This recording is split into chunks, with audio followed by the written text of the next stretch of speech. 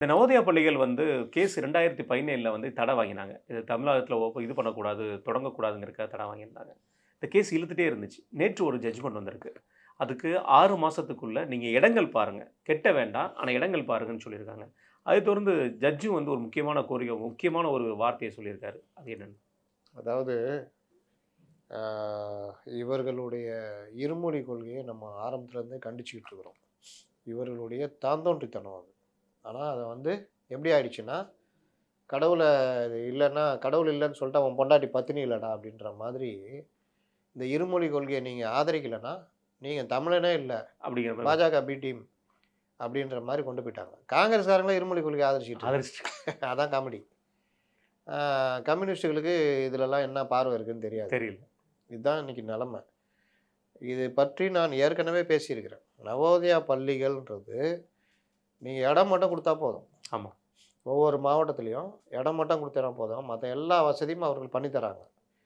மாணவர் சேர்க்கை கேந்திர வித்யாலயா மாதிரி தான் அது. மாணவர் சேர்க்கை நேரடியாக நடக்கும். அ நுழை நுழைவுத் தேர்வு மாதிரி நுழைவுத் எக்ஸாம் நடக்கும். அதில் தகுதியுடையவர்கள், ஏழை பணக்காரர்லாம் கிடையாது. தகுதியுடையவர் சேரலாம்.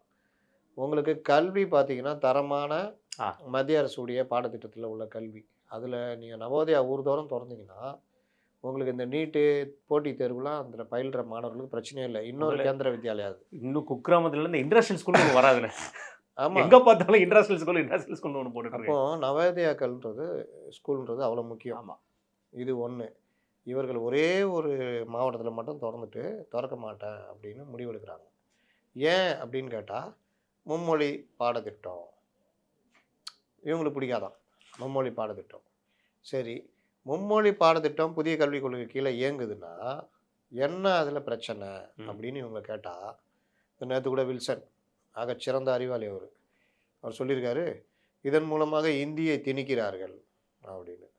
இந்த ஒரு பாட்ட வச்சுக்கிட்டு இப்ப வரைக்கும் பாடிக்கிட்டு இருக்கிறாங்க. பார்லிமென்ட்ல போய் பல்பு வாங்குனாங்க. யார்கிட்ட? சின்ன பையன்.